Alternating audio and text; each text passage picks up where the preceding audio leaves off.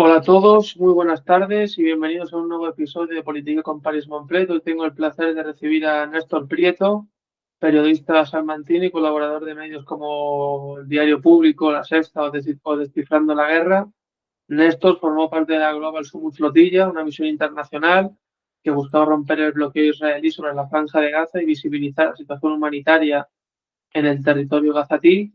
Durante esa travesía se embarcó como periodista independiente en el buque Adara, documentando desde dentro la experiencia y los desafíos de una misión solidaria que acabó siendo interceptada por la Armada israelí en aguas internacionales. Su labor periodística se ha convertido en una referencia de compromiso con los derechos humanos y la libertad de información en zonas de conflicto.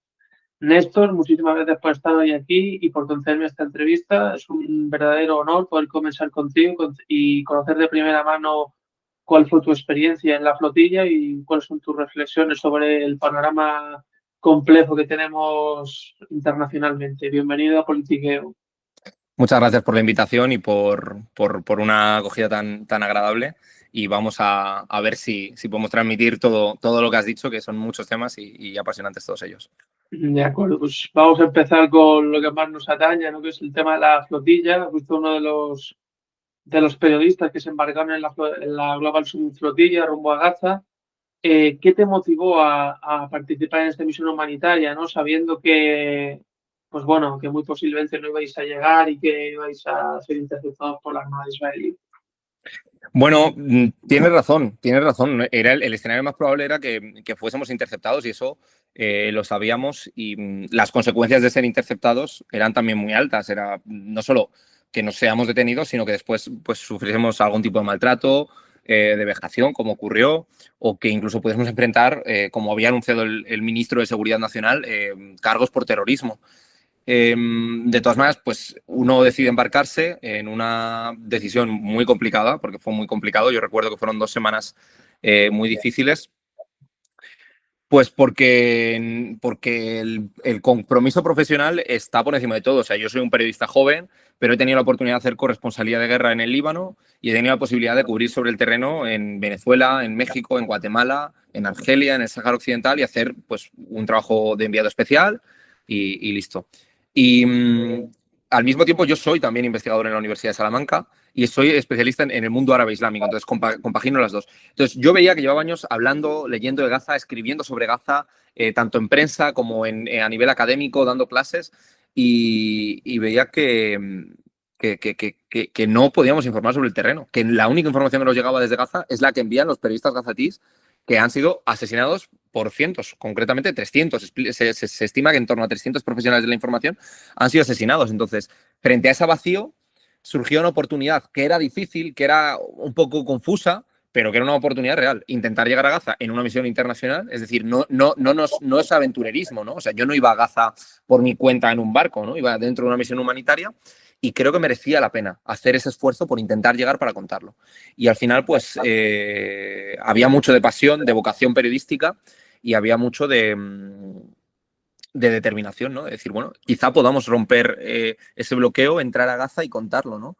Y lo que estamos viendo es tan brutal que merece la pena intentarlo. Ajá.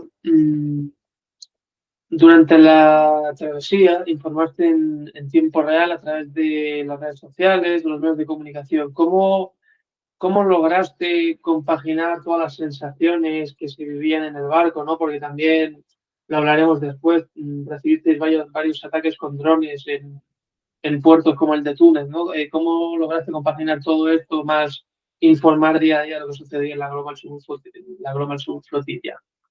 Bueno, es difícil porque además el periodismo, igual que la academia, y son los dos mundos, siempre se dice que cuanto más frío eres en el análisis, pues seguramente te salga mejor, ¿no? Y yo siempre intento cuando escribo de política internacional, ponerme en tercera persona, ¿no? Intento, no, si estuviese viendo el mapa, intentaría sacar el zoom para atrás y ver con la mayor perspectiva posible la región de la que hablo. Y ahí era imposible, ¿no? Tú estás embarcado y las amenazas te llegan a ti, la falta de sueño te afecta a ti, el ambiente es el que estás viviendo tú. Y eso lo hace difícil.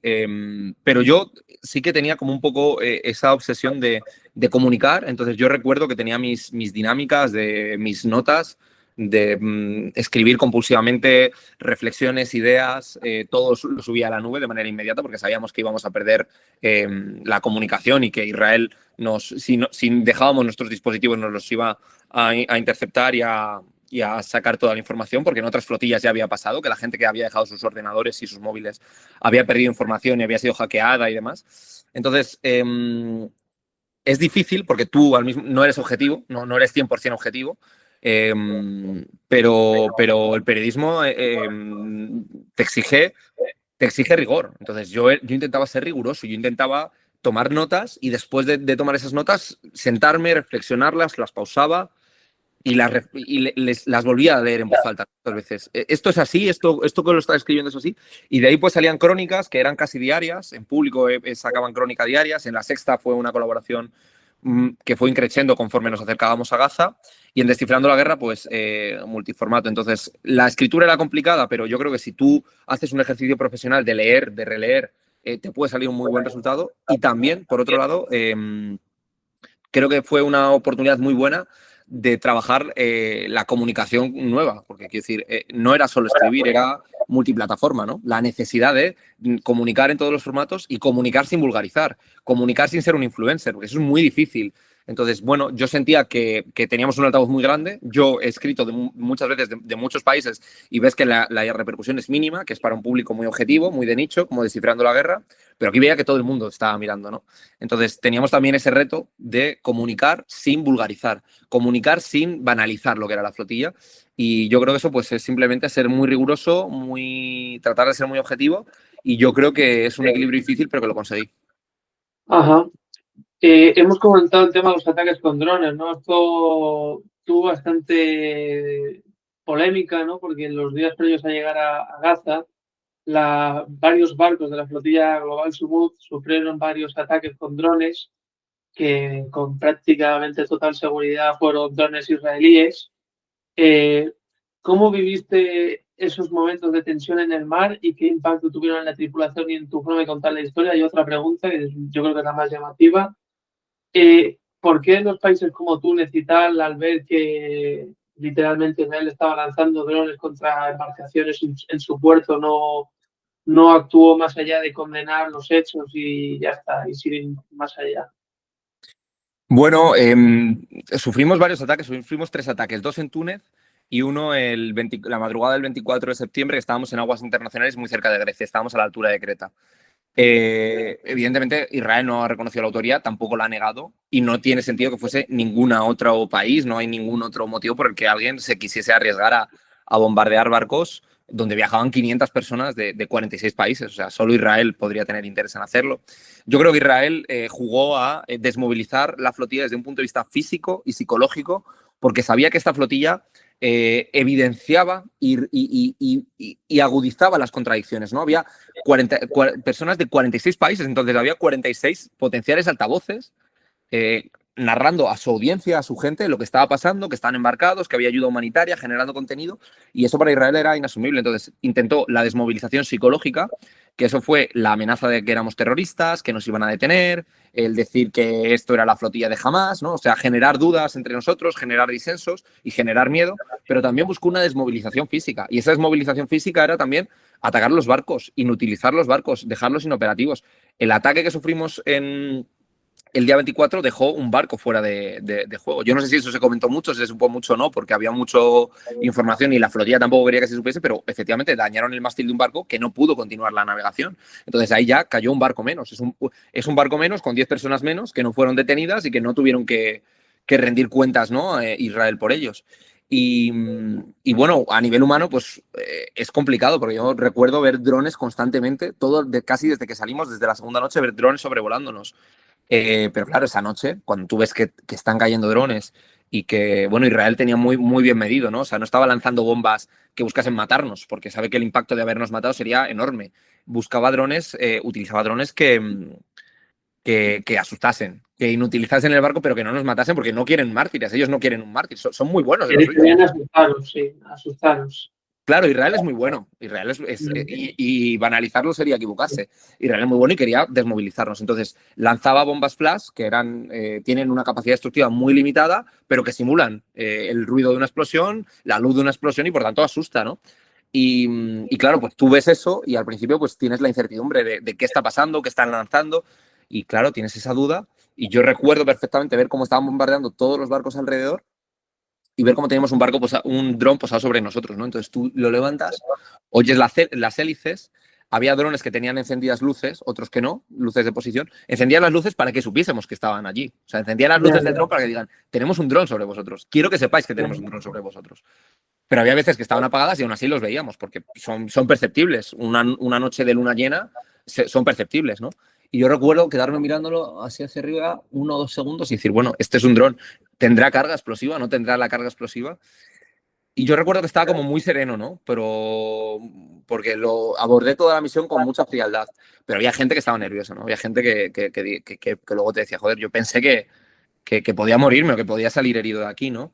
Entonces son momentos de mucha incertidumbre y bueno, Israel ahí demostró que es muy bueno en lo suyo y insisto, que es un ejercicio de violencia controlada sobre nosotros y que, bueno, en buena medida consiguieron su objetivo, que era asustar a gente y por supuesto hubo gente que después de ese ataque se pensó 2 veces si seguir o no y hubo gente que lo dejó, porque el miedo es normal, es humano y nos ayuda también a estar prevenidos.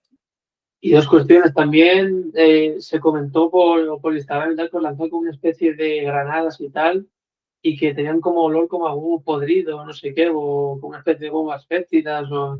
Sí, bueno, yo en mi barco no pasó, pero lo que sí que hubo claro fue que se roció con 2 sustancias químicas los barcos, que luego son sustancias químicas muy parecidas a las que nos rociaron en el momento de la interceptación y que eran corrosivas, generaban problemas y dificultad respiratoria. Entonces, bueno, era como todo un juego psicológico, ¿no? O sea, nos buscaban, antes de bombardearnos, estropearon el sistema de radio VHF que son el sistema de comunicación de un barco que funciona por radio y es unidireccional. Entonces tú coges la radio, la presionas y te comunicas a todo el mundo que está en tu canal. Nosotros usábamos el canal 71. Entonces todo el mundo que está en el canal 71, yo cogía la radio, flotila, flotila, aquí el barco no sé cuál, te informo de no sé qué. Y ellos entraron y pusieron una canción de ABBA justo antes de atacarnos. Entonces la gente se pensaba que, dice, ¿qué pasa? ¿Por qué está sonando ABBA aquí? Claro, dice, aquí hay algún cachondo que como estamos llegando a Grecia está poniendo mamma mía. No, eran los israelíes que habían roto el sistema de comunicación, se quedaron con la canción de ABBA, entonces nosotros no podíamos responder a la radio porque lo estaba usando un tercer barco y media hora, 40 minutos después de eso, media hora después de que se estropeasen las comunicaciones, bombardearon. Entonces, ellos son muy buenos y eso, lanzaban productos químicos que generaban duda, ¿qué es esto? ¿Qué pasa? Lanzaban bombas con poca capacidad destructiva y generaron caos y generaron miedo, claro. Es que son un estado con una gran capacidad militar. Ajá. ¿Cómo fue después de la interceptación, cómo fue el juicio? Al final se cumplieron las amenazas de Ben-Gvir de aplicaros un protocolo antiterrorista. ¿Y cómo fueron esos días, sobre todo en la prisión de Kezion, ¿no? Muchos compañeros tuyos han hablado de maltratos inimaginables, que nos decían que erais mucho menos que animales y que se negaba el acceso a los productos básicos. ¿Qué me puedes contar de esos días? Bueno, la interceptación, te preparas para ella, pero nunca sabes cómo vas a reaccionar, ¿no? Yo he estado relacionado y familiarizado con armas de fuego porque he estado, pues eso, en el Líbano estuve cubriendo la invasión israelí del Líbano y los bombardeos del Líbano, entonces estás acostumbrado a ver a hombres armados en esos contextos, pero era muy distinto. Israel tenía claro que quería ejercer una violencia contra nosotros muy medida, que no generase ningún mártir, que no hiriese a nadie de gravedad porque sabía que eso iba a escalar, pero por debajo de esa línea todo tipo de vejaciones pues las podía practicar. Por supuesto, no tienen nada que ver con lo que sufren los palestinos, absolutamente nada, y esto es lo primero que hay que decir, que lo que sufren los palestinos es mucho mejor. Pero a mí me tiraron del pelo, te escupen, te arrastran, te golpean en las costillas, te apuntan con un arma de fuego a la cabeza. O sea, a mí, si no me encañonaron menos de 5 veces, algunas de ellas ponían el puntero, ¿no? El puntero del arma de fuego, entonces tú veías como tenías un punto rojo en la cabeza y te iba de la cabeza al corazón y del corazón a la cabeza y veías cómo te pasaban las partes vitales, el puntero del arma, veías perfectamente cómo te estaban apuntando y cómo te estaba dejando durante un segundo el puntero en la cabeza, en un acto de amedrentarnos completamente y de deshumanizarnos. Y ellos fue lo que intentaron desde el momento en el que nos interceptan, entran en los barcos, cortan todas las comunicaciones, cortan el sistema de internet satelital, apagan las cámaras de seguridad que teníamos, tiran el sistema de GPS y solo cuando ciegan el barco completamente, cuando ya no había posibilidad de que nos conectásemos con el exterior, entonces lo que hacen ellos es ya empezar a cachearnos, a meternos dentro del barco y ahí ya nos impiden comer, beber, nos apuntan con armas de fuego, pero lo peor iba a llegar eso cuando llegamos al puerto israelí de Ashdod, y allí en el puerto israelí de Ashdod empieza ya lo que son pues malos tratos hasta esa línea, ¿no? No querían ejercer una violencia física explícita porque no querían ningún mártir, pero ejercen violencia física. Entonces nos ponen como los presos de las cárceles centroamericanas, todos en fila recta, permaneciendo así durante 3 o 4 horas, te golpean la costilla, te insultan, te agarran del pelo, te empujan, te arrastran por el suelo, generándote miedo, ¿no? Porque tú en ese momento, hombre, yo ahora estoy aquí, pero en ese momento no sabía que iba a estar aquí. Yo estaba tranquilo, pero mucha gente no lo estaba. Y entonces ahí empezó un acoso sistemático por todos los mecanismos físico y psicológico, insisto, nada que ver con lo que sufren los palestinos, pero que iba eso, desde pegarte en las costillas hasta violencia institucional, que era ponerte un papel en hebreo. Yo recuerdo que me ponían un papel en hebreo y me dicen, fírmalo. Digo, bueno, no sé hebreo, no puedo firmar el papel. Y firmaron papeles en mi nombre.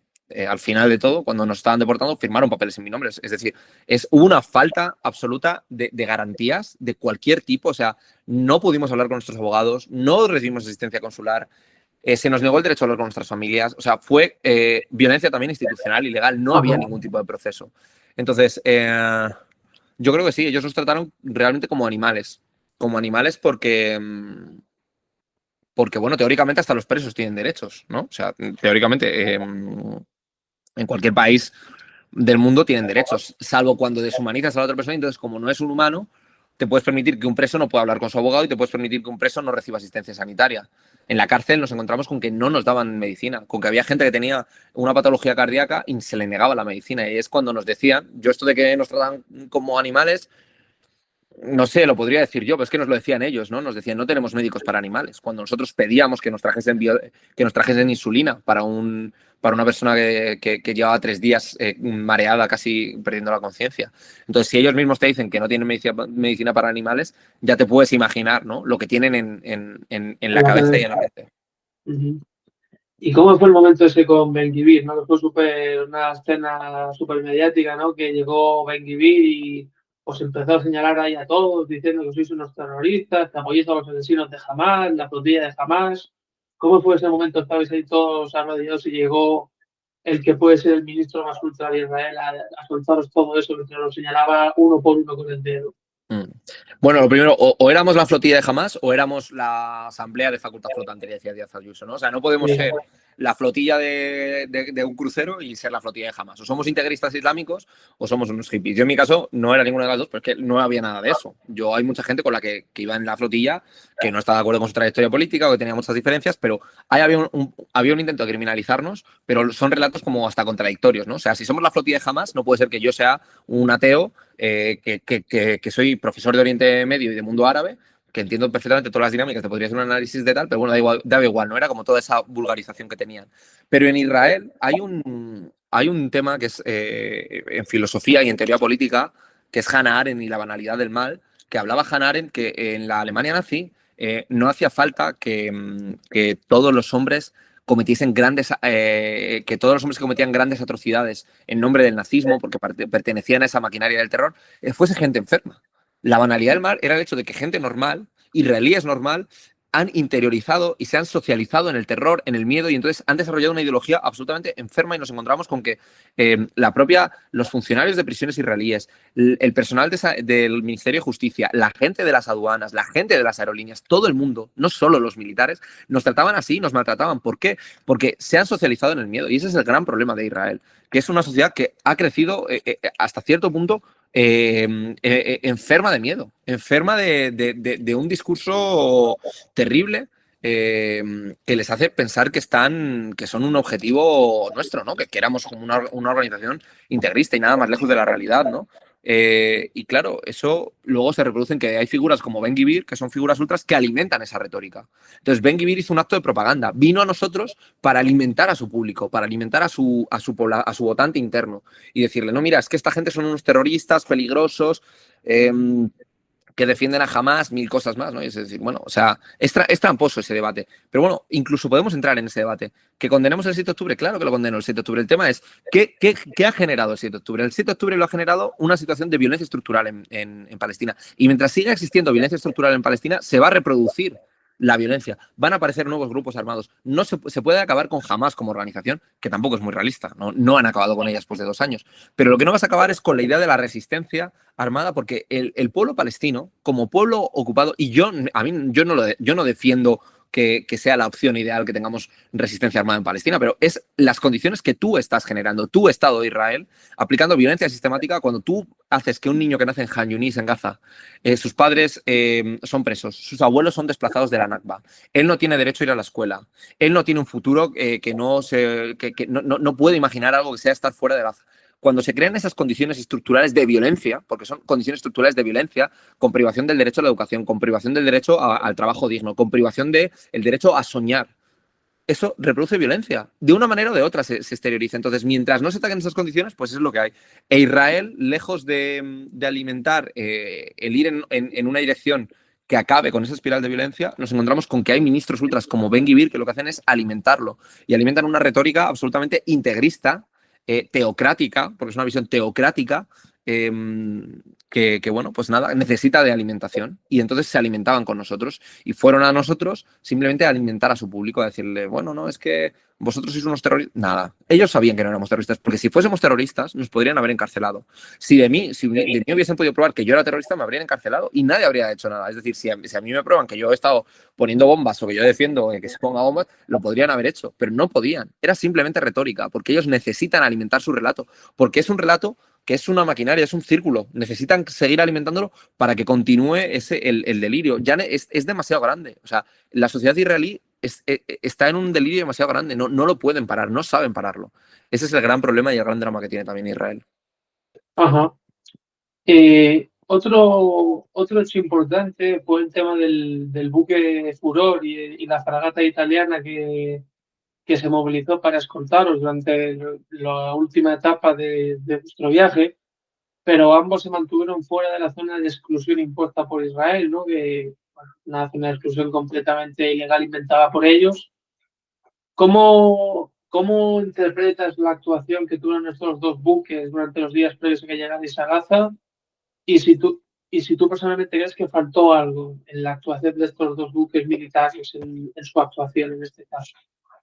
Bueno, desde luego que faltó, porque, bueno, uno se da cuenta, estando allí, que el gobierno de España es el gobierno que tiene una posición más coherente con el derecho internacional dentro de la Unión Europea, junto con Eslovenia y con Irlanda, ¿no? Seguramente, y Bélgica quizá también, pero que son esos 4 países de 27 los que tienen una posición bastante digna, y el envío de una fragata pues era sintomática. Pero yo creo que ahí vimos un ejemplo de trilerismo político por parte del gobierno, que envió una fragata 3 semanas después de que hubiésemos partido. Es decir, si hubiesen enviado esa fragata desde el primer día, probablemente no nos hubiesen atacado con drones, porque no se habrían atrevido a atracar con drones a una expedición flanqueada, ¿no? Nos flanquean solo las fragatas españolas e italianas una vez que nos atacan los drones. Y claro, luego vimos como esa corbeta española se queda a 150 millas de la costa, es decir, nos acompaña, llega justo la última semana, llevábamos 4 semanas de travesía y llega la última semana, y se queda a 150 millas. Entonces, quiero decir, ahí hay que decirle al gobierno de España. Gobierno de España, si usted reconoce el Estado de Palestina, reconoce las aguas territoriales de Palestina. Entonces, usted debería de llegar a las aguas territoriales. Si usted reconoce a Palestina y reconoce esta misión internacional, acompaña a la misión internacional hasta que llegue. Pero es que en general la flotilla es un fracaso de la comunidad internacional, porque no debería de existir una flotilla organizada por sociedad civil organizada, periodistas y médicos. Yo no debería de estar embarcado en el barco. Yo, como periodista, debería de poder acreditarme en Gaza e ir a Gaza y asumir los riesgos que yo quiera, y me llevo mi chaleco antibalas y firmo mi convenio con Reporteros Sin Fronteras para mi seguro y firmo mi contrato con mi periódico y acuerdo todo. Pero yo no me debería de montar en un barco. Es un fracaso de los gobiernos, porque son los gobiernos quienes deberían de haber garantizado un corredor popular humanitario, porque lo que se está pidiendo es que entre alimento a Gaza. Yo, como periodista, fui allí a dar fe que se estaba llevando eso, pero quien debería de garantizarlo son los gobiernos. Y como no lo hacen, España, presionada por la calle, presionada por la movilización masiva que hubo, envió una fragata, pero en un acto de cobardía, en vez de ir hasta el final, se quedó a 150 millas. ¿Qué hizo Israel? Israel, desde que anunciaron que venía una fragata española con nosotros, no atacó ningún día. Nos atacó 3 veces. Desde que anuncian que viene la fragata española nos ataca. Y cuando la fragata española se queda quieta y regresa es cuando hacen la intercepción. Si España y la comunidad internacional se creen de verdad el derecho internacional humanitario y reconocen que hay una hambruna y un genocidio en Gaza, que son cosas que dicen Naciones Unidas, no lo digo yo, que soy periodista, no lo dice Hamas, no lo dice Fatah, no lo dice el Frente Popular para la Liberación de Palestina, no lo dice ninguna facción palestina, lo dice Naciones Unidas. Si nos lo creemos, entonces deberíamos de actuar en consecuencia y España debería decir, vale, vamos hasta el final, porque aquí está habiendo un genocidio, una hambruna, y por tanto, si yo defiendo esta misión, debería llegar hasta el final, no quedarte a 150 millas. Y eso hay que señalarlo. Luego está el caso de vuestra compañera Reyes Rigo, que fue liberada hace pocos días, participante mallorquina de la flotilla. Desde tu perspectiva, ¿cómo fue aquel día donde, tras, según las autoridades israelíes, agredir a la guardia de la prisión israelí de Ketziot, se la llevan violentamente de la celda cogida del pelo y la llevan a confinamiento solitario? ¿No? ¿Cómo fue esa noche en la que el día después os ibais a venir a España y pensar que a saber lo que le iba a pasar a vuestra compañera? ¿Qué opinas de su caso y qué crees que refleja el caso de Reyes sobre el trato de Israel hacia vosotros? Bueno, yo creo que Israel, como digo, practicaba una violencia muy controlada, buscando en todo momento desmotivarnos una vez que estábamos privados de libertad, deshumanizarnos, doblarnos, ¿no? Doblarnos moralmente. Y ellos buscaban también provocarnos, o sea, nos buscaban llevar al límite. Cuando te entran, te insultan, te pegan, te escupen en la cara, tú buscan que reaccionaban, ¿no? Y entonces tú reaccionabas, había compañeros que reaccionaban y que se levantaban. ¿Qué coño haces? ¿Por qué me tal, no? Sin violencia, ¿no? Y esa era la excusa para que ellos te pegasen una paliza, como le pegaron a mucha gente, porque hay activistas, sobre todo árabes, que son a los que más pegaron, que llegaron con costillas fracturadas, llenos de moratones, porque les pegaron. Y yo creo que era eso, simplemente ellos buscaban tener algún trofeo de caza. Ellos buscaban poder quedarse con algún activista al que decir, no, ves, a estos les estamos dando caña, ¿sabes? Lo que decíamos con Ben-Gvir, alimentar a su opinión pública, alimentar a esos sectores cada vez más radicalizados del sionismo. Entonces, yo no estaba, Reyes Rigo viajó conmigo, entonces durante un mes conviví con ella, sé cómo es. No sé qué ocurrió ese día, porque yo estaba en el módulo de hombres y ella estaba en el módulo de mujeres. Módulos, por cierto, incomunicados, donde no teníamos acceso con el exterior, no teníamos un abogado.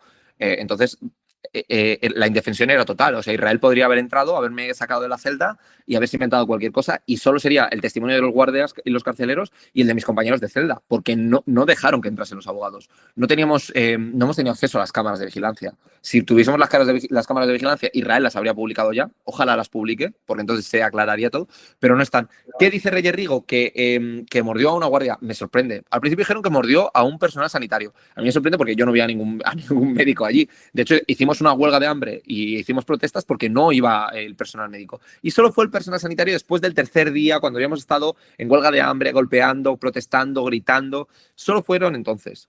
Y porque se les iba a morir. Si no es que se le iba a morir a alguien y no querían que se le muriese. Entonces, que muriese a una profesional sanitaria, nada, porque no nos daban asistencia sanitaria. ¿Que muriese a alguien? No me lo creo, me cuesta creérmelo. Yo he hablado con Reyes una vez que he regresado. ¿Qué pudo pasar? Lo que cuentan las compañeras que estaban con ellas es que hubo un forcejeo, porque en esos actos de violencia que tienen, que te empujan, que te tiran, que te tal, pues cogían a un compañero y lo tiraban al suelo. Entonces decían que Reyes lo que hizo cuando estaban tirando a una compañera al suelo fue ir a abrazarla para caer las dos juntas, para amortiguar el golpe, para tratar de evitar que la golpeasen. Y que yo me imagino que en ese movimiento de ir a apoyar a la compañera pudiese arañar o pudiese golpear al caer con ella a la guarda, pero la foto que han sacado es que tenía aquí una marquita. O sea, no es que hayan sacado que tenga la castilla rota o un ojo morado. Yeah. Entonces, insisto, ellos querían provocar. Ellos estaban buscando un trofeo de caza. Para Israel, el hecho de poder presentar a un voluntario como 7 días más era una pequeña medalla que Ben-Gvir se ha colgado cada día, ¿no? Es decir, no, estos son los terroristas y fíjate, aquí los tenemos y les estamos dando caña. Esa es la mentalidad que tienen. Ajá. Y vamos a comentar un poco también los días posteriores a regresar a España tras esta experiencia, cómo fueron, ¿no? Recordar todo lo que viviste esos días y sobre todo darte cuenta de lo de cómo está ahora mismo la sociedad israelí y la mentalidad de muchos políticos de ahí, ¿no? Del maltrato que os dieron. Yo insisto, con la sociedad israelí creo que, y por supuesto esto no es un tema de antisemitismo, que hay que decirlo. Los semitas son los pueblos originarios de Oriente Medio y el Cuerno de África, y un pueblo semítico es el pueblo palestino originario, igual que son semitas también toda la población judía que habitaba en esa zona desde hace miles de años. eh, lo que pasa es que ellos han secuestrado el término antisemita, sectores ultras del sionismo, y han construido a partir de ahí un relato. Y la sociedad israelí, como digo, se socializa en un discurso que no tiene que ver con la realidad. A nosotros nos decía, es que en Europa matáis judíos. Digo, ¿cuándo? ¿En qué siglo? ¿En este? En este que yo sepa, no. En este, de hecho, te diría que si hay expresiones de maltrato son precisamente hacia los sectores más débiles de la clase trabajadora, que son la población migrante árabe negra que llega aquí, ¿no? Pero no, o sea, ellos tenían esa mentalidad. Entonces tú veías como la sociedad israelí se había socializado en el odio, se había creado en el odio y tenía un discurso victimista que justificaba su discurso supremacista. Era una retórica muy lógica, porque cuando tú estás aplicando una limpieza étnica necesitas un boogeyman, un chivo expiatorio. Y ellos habían creado una narrativa en la que había un chivo expiatorio, que eran los palestinos, el terrorismo, el antisemitismo global. Y es decir, bueno, señores, si es que yo, ojalá haya una Palestina multiconfesional y cada uno le rece al Dios que crea, y los que no creemos en ningún Dios no le recemos a ninguno. Si yo es lo que deseo, o sea, profundamente, y tengo un respeto enorme hacia el judaísmo como una religión monoteísta que ha vertebrado nuestras sociedades, nuestras culturas, que le dan sentido a muchísimas de las prácticas y de la evolución histórica que hemos tenido. Pero claro, ustedes tienen secuestrado y tienen una mentalidad completamente distorsionada. Entonces, bueno, cuando regresamos fue difícil, procesa todo poco a poco. Yo siento que todavía tengo una especie de embudo mental y todavía estoy poco a poco, ¿no? Poco a poco va cayendo esas vivencias. Pero bueno, recuerdo que estaba con toda la adrenalina de haber regresado y que me quedé en Madrid. Yo estoy entre Madrid y Salamanca viviendo, pero me quedé en Madrid bueno, para revivir todo, para ir a los medios de comunicación, con La Sexta, con público, hacer todo ese trabajo comunicativo, porque la gente quería saber qué estaba pasando y creo que era fundamental que nosotros hiciésemos ese trabajo de explicación, de escucha y de explicación. Entonces fueron días muy duros y me acuerdo que esos 3 o 4 primeros días dormí menos que en la cárcel. En la cárcel nos entraban a privar el sueño, cada 3 o 4 horas entraba un comando y nos apuntaban con pistolas y tal, nos recontaban, nos cambiaban de celdas para que no pudiésemos dormir. Pero bueno, yo me acordaba que, bueno, que duermes entre los ratos, 4 o 5 horas, pero yo me acuerdo que ese día llegué al aeropuerto como a las 9 de la noche, hasta la 1:30 o 2 no llegué al hotel, vinieron unos amigos a quedarse conmigo para acompañarme en todo el proceso, me dormí como a las 4 y a las 7 estaba despierto. Y a las 8:30 estaba en La Sexta, hice Al Rojo Vivo, Más Vale Tarde, el informativo de las 2, el informativo de las 8 y el especial del Objetivo. Hice todo. Y ese día entonces me fui a dormir, me acuerdo que fui al aeropuerto a recibir al segundo grupo que vino y me fui al hotel a las 2 y me dormí a las 4 y me desperté a las 8. Y entonces el primer día había dormido 3 horas y el segundo día había dormido 4. Y lo mismo, el segundo día me fui al Rojo Vivo. Y luego me fui a hacer unas entrevistas y me fui al Congreso de los Diputados porque me habían invitado al debate que había sobre el embargo de armas. Entonces, recuerdo frenéticos los primeros días y sobre todo que nos faltaban compañeros que estaban presos. Entonces, había que estar allí porque uno es periodista, pero aquí hay un temón en la profesión. Es que uno es periodista, pero el periodismo no es ser equidistante. O sea, yo sé lo que hay. Y además yo como analista soy súper crítico respecto a toda la historia, las facciones palestinas, las contradicciones que tienen, la división interna palestina, porque hay una división interna enorme. Y yo todo eso lo sé y he escrito de eso. Antes de que de cualquier otra cosa, ya había escrito de eso. Pero yo lo que no soy es equidistante. Entonces, incluso yo como periodista, cuando regresé, me parecía grosero que hubiese todavía 350 compañeros presos. Entonces yo me decidí quedar en Madrid y hacer presión para que liberasen a toda esa gente, porque era una misión humanitaria. Entonces, uno puede ser periodista, pero no puede ser equidistante. Porque aquí hay una confusión que les interesa a los medios de comunicación masivos, al discurso oficial. Y yo no soy nada conspiranoico del discurso oficial, la verdad oculta. No, no, no, no, no. Pero aquí hay como tomar distancia, ¿no? Y verlo todo desde la redacción, muy cómodo, copiando y pegando el teletipo de F o de Europa Press y sin pringarte, ¿no? Y leyendo simplemente eso. Pues no, mira, yo soy periodista, yo soy objetivo en el análisis y tengo un discurso muy crítico respecto a todo lo que ocurre en la Franja de Gaza, pero no podía ser equidistante. Y si a mí me habían maltratado y estaban maltratando a 500 personas, había que quedarse. Entonces esos primeros días fueron de denunciarlo, claramente. Porque yo soy periodista, pero no soy equidistante. Entonces yo, como periodista precisamente, tenía la obligación, sentía que tenía la obligación de denunciar lo que estaba pasando y esos atropellos. Y si no nos aplicaron más violencia era porque éramos occidentales. Porque hay 11.000 presos palestinos que están, miles de ellos esperando juicio, 400 de ellos menores de edad, 85 muertos bajo custodia policial desde 2023. Es decir, son cifras de terror, son cifras de pánico. Si no nos hicieron más a nosotros era porque somos occidentales. Entonces, ahora hay que usar esa visibilidad que tenemos para decirlo. Y ese también es un trabajo de rigor periodístico, que es el que nos toca hacer ahora. Entonces, esos primeros días pues, fueron muy duros y era frenético, pero bueno, era lo que tocaba. Y ahora ya que he parado un poco, te pega el bajón físico. He perdido 5,5 kilos de la cárcel, de que no nos daban de comer, de que no nos daban agua potable, estoy con infección, tengo una pequeña fisura en la costilla de los golpes que me dieron, pero estoy bien, estoy entero, estoy físicamente entero y mentalmente entero.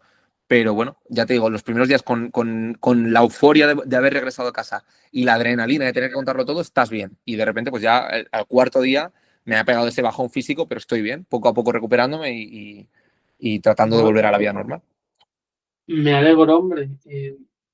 Vamos a comentar el tema del acuerdo de paz para Gaza, ¿no? Y fue la ceremonia en Egipto, que Trump, pues, como siempre, no es nada nuevo, intentó chupar cámara lo más que pudo, que todas las miradas se centrasen en él.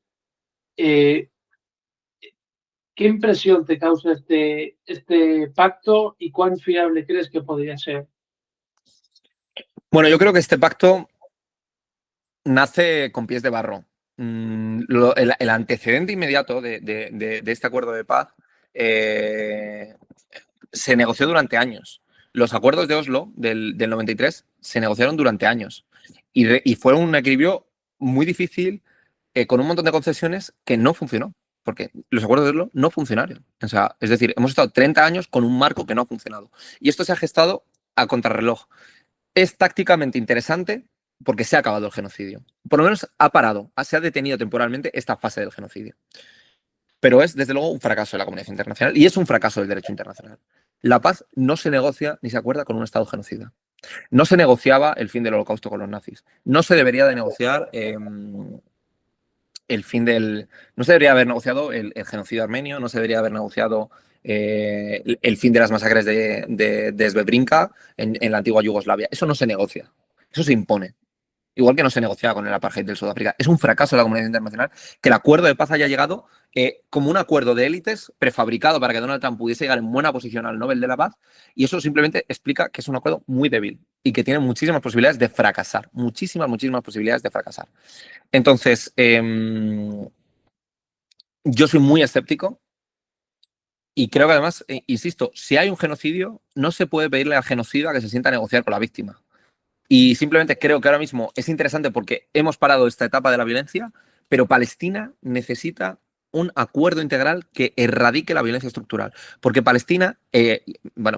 Israel, lo que aplica Israel sobre Palestina, reproduce la violencia. Es una espiral de violencia perfecta. Porque, insisto, un niño que nace en Han Yunis, que nace en Hebrón, que nace en Belén, que nace en Jerusalén, que nace en Haifa, que nace donde sea, si ve cómo sus abuelos o sus bisabuelos son desplazados forzosos, cómo la mitad de su familia es refugiada en un tercer país, cómo sus padres sufren apartheid y su padre tiene que pasar 3 o 4 checkpoints para llegar, su primo o su hermano o su tío han sido asesinados y él no puede estudiar, no tiene ningún futuro, ¿qué va a hacer? Es normal. O sea, yo le pregunto a la opinión pública, ¿qué haríamos nosotros? Si es que es normal, si es que es lógico, es lógico. O sea, quiero decir, luego lo compras o no lo compras, pero es lógico que haya una respuesta que puede tomar un montón de expresiones. Y en algunos casos ha tomado una expresión armada.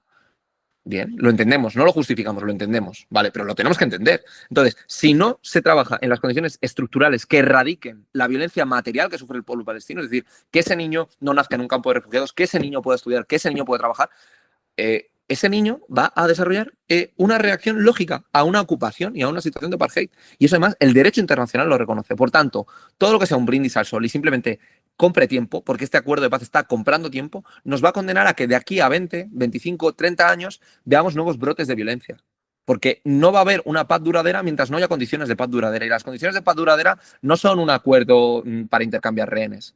Son una amnistía a todos los presos palestinos, porque además están siendo encarcelados injustamente, y garantizar los derechos básicos humanos del pueblo palestino. El debate de fondo es si los palestinos son seres humanos o no. Y si son seres humanos, les reconocemos los derechos humanos. Ese es el debate que tenemos ahora. Y va a salir un mundo peor si no somos capaces de alcanzar ese consenso. Eso está claro. El mundo basado en normas, ese equilibrio que nace después de la Segunda Guerra Mundial, está en crisis. Y esta expresión de Israel está mostrando la cara más terrible de lo que puede ser el unilateralismo en su versión violenta y agresiva.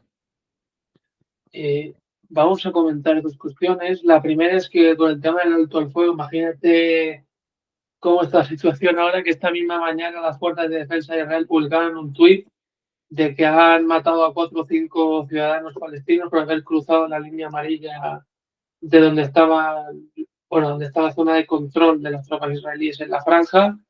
Y luego, pues te comento, ¿quién crees tú que debería gobernar en un futuro la Franja de Gaza? ¿Cuál podría ser ese futuro gobierno ideal en la Franja de Gaza y cuántos años crees tú que podría llevar una reconstrucción para que el pueblo gazatín pueda elegir libremente a quien quiere que sea su gobernante? Bueno, o sea, quien debe de gobernar la Franja de Gaza es quien los gazatís decidan. Dicho esto, yo es que, insisto, no me toca a mí decirlo, pero es que para que no haya ninguna duda, ninguna suspicacia, porque le encanta desplazar el foco, porque claro, el tema es, la opinión pública engaña, mucho de la opinión pública engaña. No, el 7 de octubre, si ponemos el foco en el 7 de octubre, parece que el primer acontecimiento es un atentado terrorista, que lo llamamos así, no hay ningún problema, no me pesa decir las palabras. Entonces, no, pero bueno, ¿cuánto? O sea, 1.200 frente a 65.000, ¿cuál es la proporción? ¿1,60? ¿Cuántos palestinos hay que matar para que equivalga lo mismo? ¿Cuál es la balanza? ¿1,100? ¿1,150? ¿Cuánto valen las vidas de los palestinos?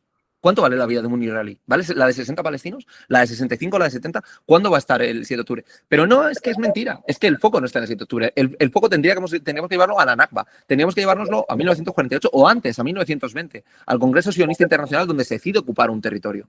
Pero bueno, me estoy yendo muy atrás y no me estoy yendo a la pregunta. Voy a volver. Con todo esto, ¿qué quiero decir? Que quien tiene que decir es el pueblo palestino. Y para que el pueblo palestino pueda decidir en un contexto normal, hay que acabar con la violencia. Y las expresiones más integristas del pueblo palestino son reflejo de la violencia estructural que existe, porque es lógico que aparezcan expresiones violentas ante una situación de violencia extrema. Es casi muy seguro, y no es una ciencia exacta, pero yo algo sé también de procesos de paz, de haber leído de la universidad, de la investigación que hago académica. Los procesos de paz, si tú garantizas un proceso de verdad, justicia, reparación y garantías de no repetición, se desmoviliza, la violencia pierde fuerza. Entonces, cuando se haga eso, cuando se garantice un proceso de verdad, justicia, reparación y garantías de no repetición, se podrá pasar en buena medida página, pero no se le puede pedir al pueblo palestino que en un acto de fe cierre los ojos, apriete los dientes y dé un salto al vacío.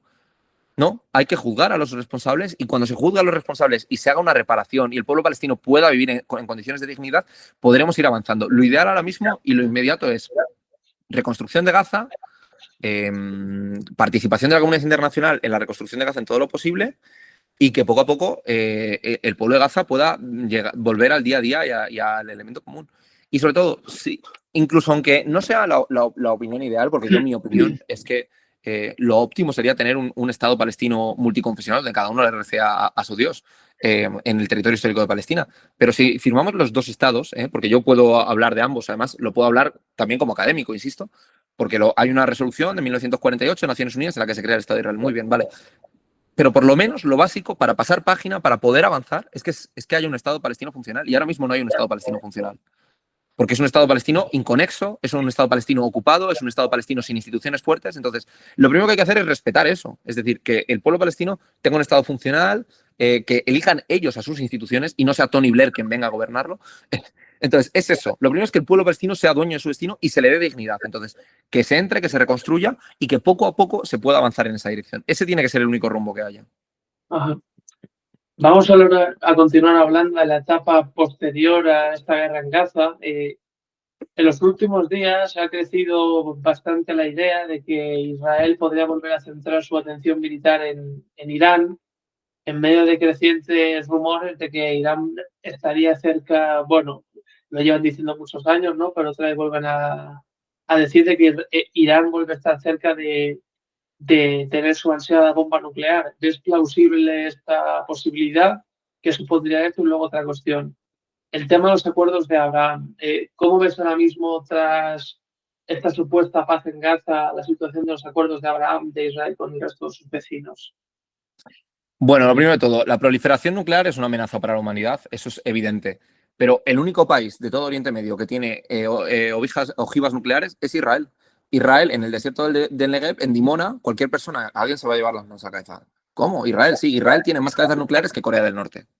Lo que pasa es que como Israel está bien emparentado con Estados Unidos y Occidente, no nos llevamos las manos a la cabeza, pero se estima, o sea, Israel es el único país que además no tiene confirmado oficialmente que tenga armas nucleares. Tenemos evidencias porque Mukhtar Bagnunu, que fue un físico israelí que trabajó allí, filtró información, porque incluso hay papeles desclasificados de la CIA que admiten que hay ojivas nucleares. Sabemos que Israel tiene armas nucleares, pero ellos no lo admiten. Por el contrario, Irán que está desarrollando y enriqueciendo uranio y plutonio por encima de los fines científicos, y es algo que evidentemente genera preocupación. O sea, a mí me genera preocupación que haya un país que esté desarrollando armamento nuclear, pero no hay ninguna evidencia de que haya podido llegar. Y sobre todo no hay ninguna evidencia de que lo haya podido hacer en los últimos años. Se lleva acusando a Irán de estar cerca de conquistar y tener armamento atómico durante mucho tiempo. La solución es fácil. Hagamos una zona de exclusión nuclear. Y yo estoy seguro que si no se hace por las buenas, que se haga por las malas. Que se impongan sanciones a los países que no lo hagan. Pero habrá que empezar porque Israel no tenga armas nucleares. Porque el argumento, y yo he entrevistado al embajador de Irán, con quien tengo enormes diferencias en absolutamente todo, pero te dicen, bueno, es que si ellos tienen armas nucleares y nos amenazan con el uso de armas nucleares, también sería legítimo que Irán tuviese armas nucleares, aunque nosotros no queremos tener armas nucleares.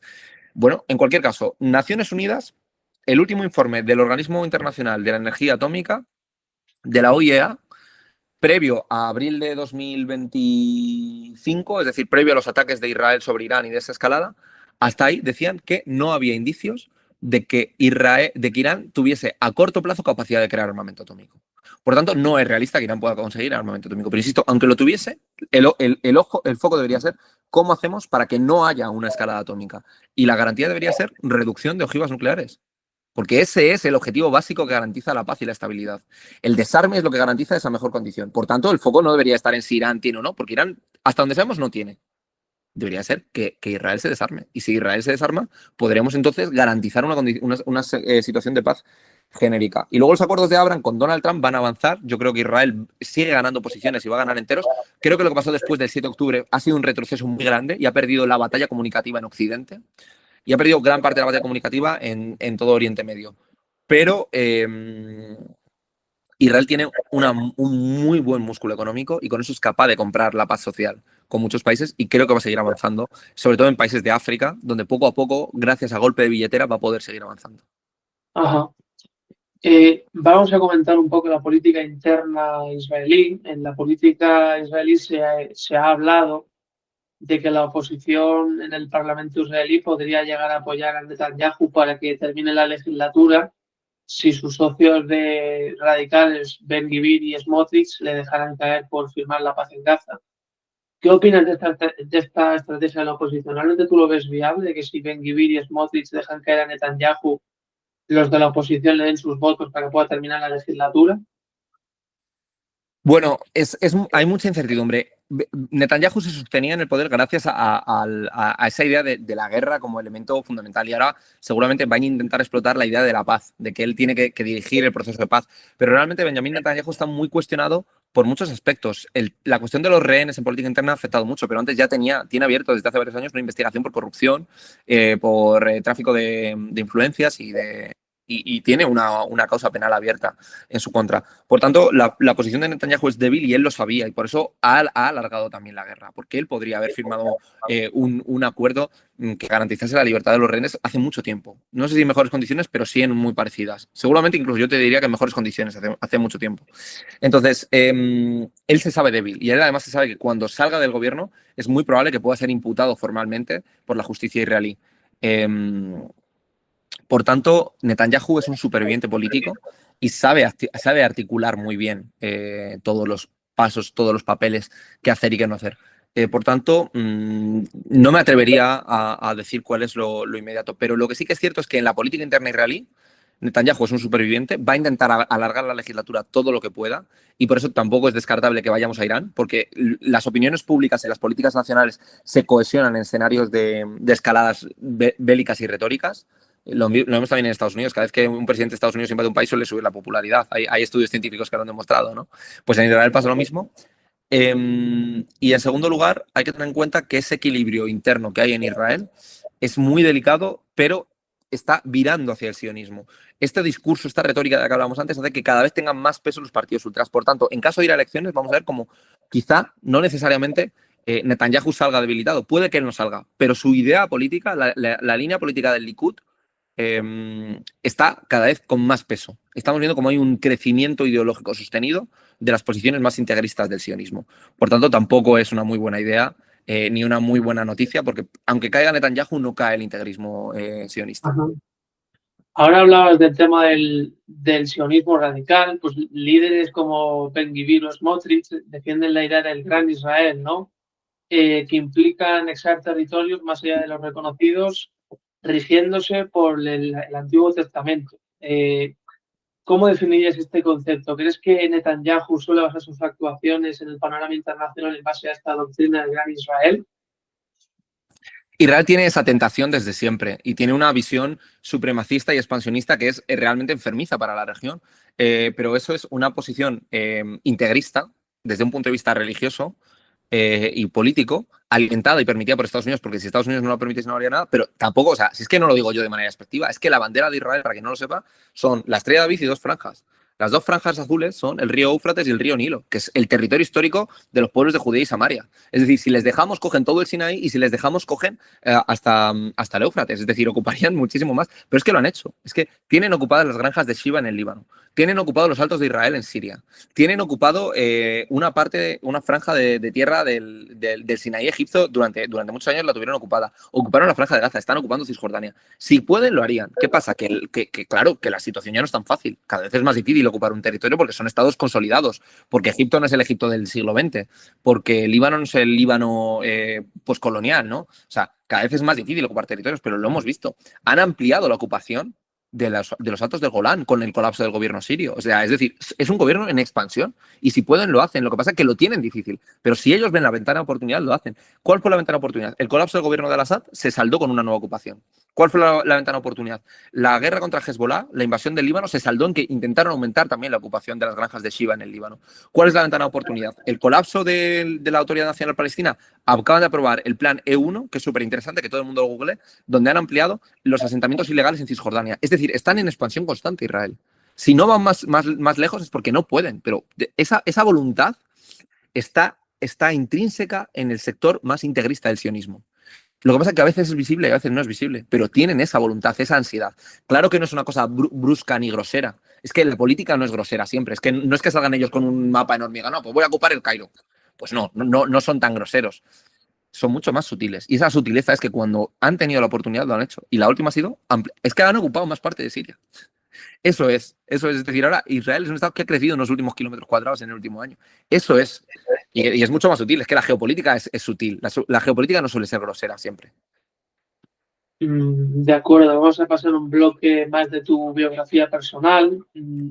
Vamos a comentar dos cuestiones. La primera, muy importante, ¿cómo te preparas mentalmente antes de viajar a zonas de conflicto? Y luego la segunda cuestión, ¿cuál ha sido el momento más difícil de tu carrera sobre el terreno cubriendo conflictos? ¿Cuál ha sido esa historia o persona que hayas conocido en las coberturas que más te ha marcado y por qué? Bueno, yo diría o sea, yo soy un periodista reconvertido o que compatibiliza esas dos almas de la investigación académica y del periodismo y la verdad que me siento profundamente afortunado de poder escribir sobre lo que me apasiona y haber viajado. Yo creo que el mejor análisis es el que es más frío, el que es más, yo creo que los mejores artículos estrictamente analíticos son los que he escrito leyendo en literatura en mi casa, pero no puedes percibir ese factor humano. El hacer un desplazamiento sobre el terreno te dimensiona mucho la dimensión humana y no sé, o sea, te pone en tercera persona, que decíamos antes también. Contradictoriamente te hace sentirte más involucrado a la gente que estás viendo, pero al mismo tiempo te da una amplitud de vista con el tiempo. Entonces, yo creo que en un momento en el que la comunicación está en una profunda crisis por la proliferación de redes sociales, por la democratización de la información a través de Internet, la inteligencia artificial está en crisis ser periodista y está en crisis hacer un desplazamiento sobre el terreno, pero es fundamental y es imprescindible porque nos permite adquirir matices que son que no tendríamos de otra manera y enriquece el discurso, enriquece el debate y humaniza. O sea, decir que han matado a 70.000 personas de Palestina no es decir nada. Decir que cada día matan a una clase de guardería, porque Israel desde el 7 de octubre de 2023 hasta hace 2 días estaba matando de media a 22 niños al día, eso es una cosa seria. Eso es una cosa muy seria. Entonces hay que dimensionarlo y hay que humanizarlo. Y muchas veces tienes que ir al terreno y buscar las anécdotas, las experiencias que te ayudan a que la gente que te lee del otro lado, a 6.000, 3.000, 4.000 kilómetros de distancia, lo cojan. Y a mí lo que me quedo siempre es con ese factor humano. Algunas de las experiencias más bonitas son también las más duras, cuando estás cansado viajando, pero te encuentras con una comida, con un momento, con una conversación. Eso es lo más impactante. Yo me acuerdo de estar en el Líbano, en Tiro, al sur de Líbano, y hay una película muy bonita, bueno, muy dura, pero muy bonita, que se llama Vas with Bashir, Vas con Bashir, que habla sobre la ocupación israelí del Líbano. Y es una película animada que habla sobre un soldado israelí que tiene estrés postraumático y está recreando todo. Y yo me acuerdo de decir, bueno, había tenido un día muy duro, habíamos estado visitando Hein el-Helwe, que es un campo de refugiados enorme, el campo de refugiados palestino más grande del mundo, y me estaba bañando en el Mediterráneo. Y me acuerdo de ver, durante la invasión que pasó, cómo estaban cayendo las bombas. Estaba diciendo, wow, es impresionante la disociación, el mundo en el que estamos. Estoy bañándome en un momento de descanso después de estar agotado. Había conseguido irme, quería bañarme y estar bañándome en mitad del Mediterráneo y ver cómo caían las bombas sobre el sur del Líbano, sobre el sur del río Litani. Y eran de estas cosas que dices, wow, esto es una película, ¿no? Te estoy viviendo en una película. Y el otro día, en las cárceles israelíes, estábamos en una jaula, literalmente en una jaula, donde estábamos 70 o 60 hombres hacinados en una jaula con barrotes, los 4 paredes descubiertas, hacinados los 60 hombres, y estaba el nieto de Nelson Mandela, porque estaba con nosotros en la flotilla. Y entonces estábamos ahí, llegábamos esposados, dentro nos estábamos quitando las bridas entre nosotros, tal y cual, los compañeros, había gente que había llegado esposada, vendada a los ojos, se lo habían quitado, y estás ahí 70 tíos, viendo cómo a tu alrededor hay perros, tíos con fusiles y demás, y te están llamando uno a uno. Y dices, ¿a dónde me llevarán? Bueno, yo creo que no me van a fusilar, pero me van a pegar una paliza, ¿qué van a hacer? No sé qué. Y te encuentras con que sales y llamaron al nieto de Nelson Mandela, ¿no? Y estás ahí 70 tíos apretados en una jaula y ves que está llamando un puto ejército de ocupación al nieto de Nelson Mandela y dices, o sea, no sé, estoy viviendo también en otra película, no sé, el nieto de Nelson Mandela siendo llamada por un ejército de apartheid. O sea, es una situación única y eso solo lo vives si estás sobre el terreno. También es una profesión muy dura y duermes poco, renuncias a mucho, renuncias a amistades, renuncias a parejas, renuncias a tener cerca a tu familia, pero esto es muy vocacional. Y si te llama a la vocación, pues listo. Y luego también es muy, muy agradecido. No todas las coberturas que he hecho han sido tan mediáticas, ninguna ha sido tan mediática como esta, pero la gente suele apreciar el trabajo y eso es bonito. Cuando alguien valora que estás allí y estás trasladándolo, es bonito. Ajá. Vamos a pasar con otra cuestión. 2 cuestiones. La primera, ¿qué papel crees que debería tener el periodismo en los conflictos? ¿Informar, denunciar, empatizar o un equilibrio en todas estas cuestiones? Y la segunda, después de tus experiencias, ¿ha cambiado tu forma de ver el mundo, de entender el oficio de informar? Son muy buenas preguntas las dos. No sé si tiene una solución. Yo creo que es un equilibrio de las tres que decías tú, pero yo soy de la opinión, yo por supuesto que tengo ideología, o sea, el periodista que tenga ideología, pero es que yo pienso sinceramente mi ideología, y ahí te respondo también a la segunda, creo que el relato sí es objetivo, o sea, si es un relato, las vivencias, la geopolítica, la cobertura de conflictos es suficientemente cruda como para que si tú lo relatas bien, si narras bien los antecedentes y los hechos, la gente empatice. No necesitas mentir, no necesitas propaganda, o sea, la complejidad muchas veces se reduce mucho cuando tú eres capaz de mostrar esa cara dura, cruda. Entonces, yo nunca he sentido la necesidad de ser propagandístico. Yo me muevo con una voluntad ante todo humana y siento enorme compasión por todos los conflictos en los que he ido y no creo que haya épica en la guerra, no creo que haya épica en el conflicto armado, en el desplazamiento, cuando he cubierto migraciones. No hay épica en eso, es doloroso, es terrible. Y siento que no hace falta ponerle más sangre al relato. Basta con lo que hay. Y si eres respetuoso en el relato, es lo suficientemente fuerte como para que pueda llegar. Si es difícil encontrar ese equilibrio, pero a veces son historias tan impresionantes que simplemente contándolas bien no necesitas ni tomar parte, ni necesitas involucrarte emocionalmente, ni necesitas hacer una denuncia explícita. La denuncia en sí es la historia que se cuenta. Y a mí, por desgracia, creo que me ha vuelto más cínico todo lo que he visto, me ha vuelto un poco más escéptico y menos idealista, pero me ha reconciliado con la humanidad también. No sé si hay una solución para todo lo que tenemos, pero he encontrado lo peor de la humanidad cubriendo estos conflictos, pero también he visto mucha humanidad. La humanidad salvándose a sí misma. La gente cuidándose en una frontera en México, refugiados llorando en Grecia, gente en los campos de refugiados del Líbano que mantienen la dignidad después de 3 generaciones. Entonces, me vuelve más cínico ver esas situaciones, me vuelve frío, me ha vuelto quizá un poquito más... Me genera fantasmas, ¿no? Me trae fantasmas a mi cabeza, evidentemente, pero también me reconcilia un poco con el género humano. Creo que es posible avanzar hacia ello, y creo que es fundamental el periodismo. Un periodismo riguroso. Tenemos una crisis enorme con la inteligencia artificial, enorme con las redes sociales. En España no tenemos una cultura de la suscripción. La gente no se suscribe a los medios de comunicación porque no tenemos esa cultura. Tenemos una idea que la información es gratis y es ilimitada y es información de poca calidad. El turbocapitalismo en el que vivimos, de las sociedades líquidas que hablaba Bauman, hace que no sea interesante consumir información larga y bajar más allá del titular y del segundo párrafo. Y eso es un reto que tenemos que afrontar, porque cuando nosotros comunicamos y comunicamos bien, es mejor. O sea, creo firmemente que el mundo es mejor cuando somos más conscientes de todo lo que nos rodea. Y ese es el reto que Ajá. tenemos ahora, hacerlo con los nuevos formatos. De acuerdo, pues pasamos con la última pregunta. La primera es sobre la cobertura española del conflicto en Oriente Medio, sobre todo la cuestión de Gaza.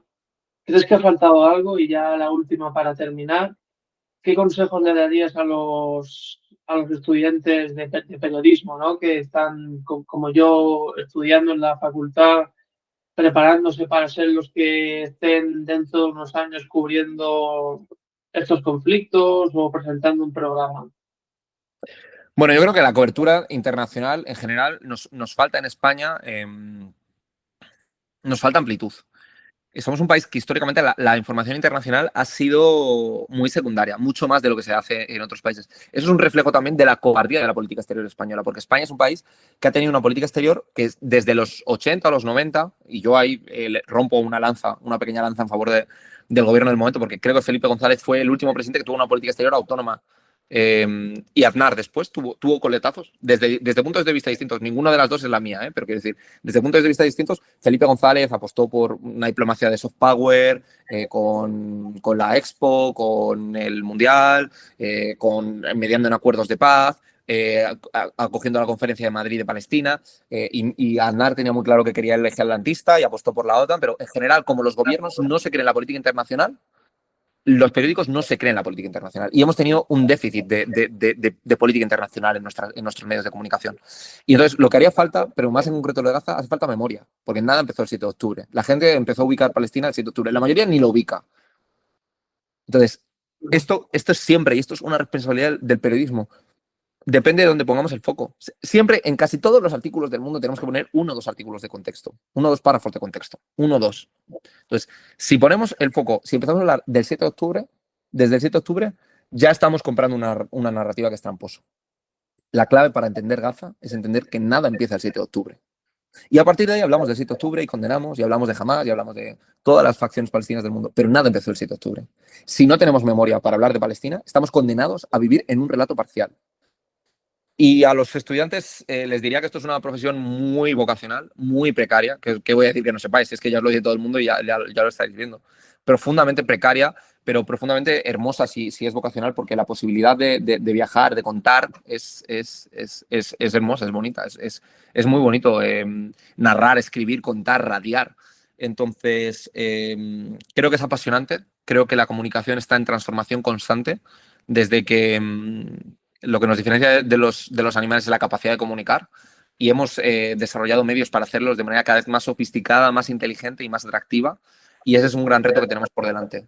Entonces, creo que nos toca a la nueva generación de periodistas. Yo me considero una nueva generación de periodistas también, con todo mi background y con todo mi antecedente investigador, ¿no? que es del que vengo, que es, porque bueno, la profesión es de libre acceso aquí en España, es apretar para exigir cada vez condiciones más dignas y tener conciencia colectiva de lo que es este gremio. Es un gremio profundamente precario, con convenios muy precarios, donde nos buscan enfrentar entre nosotros, donde las plantillas son cada vez más pequeñas. Entonces, en estos juegos del hambre solo se salva el último. Y yo me he dado cuenta, cuando estás en redacción solo se salva el último. Cuando estás fuera, yo que he viajado con un corresponsal del País, que era estaba precario como yo, pero ahí te ves que el deporte es un juego de equipo.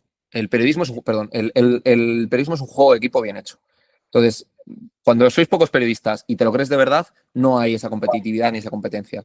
El enemigo, desde un punto de vista profesional, es pelear con tu redactor y con tu editor. O sea, pelearte para sacar la nota, discutirle todo y poner siempre tu criterio. No ser conformista con lo que te va a plantear el editor, porque además las redacciones en España son una cosa cuadriculada y estanca de la que no se cierra. Entonces hay que pelear con los editores, hay que pelear con los directores y creo que eso es, el buen periodista le discute al director y al editor. Y yo creo que eso es un buen consejo que también le puedo dar a la gente, porque además lo valoran. Los buenos directores lo valoran que haya un periodista con criterio.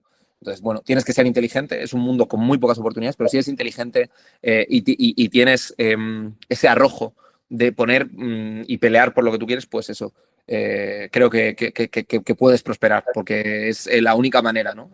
Con tantos profesionales de la información que sale, no todos pueden llegar a ejercer el periodismo de calidad. Solo se quedan, por desgracia, los que tienen padrino, esos no nos interesan, eso es bueno, enhorabuena, tenéis padrino, muy bien.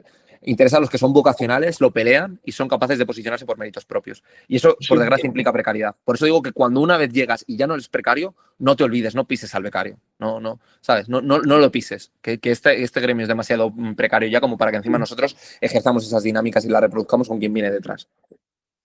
Pues nada, Néstor, te agradezco mucho esta más de hora de entrevista que me has concedido. Ahora, antes de parar y colgar, pues te comento una cuestión y ya colgamos, ¿vale? Por supuesto. Bueno, espero que os haya gustado a la audiencia y a nuestro gran invitado de hoy. Muy bien, muy cómodo.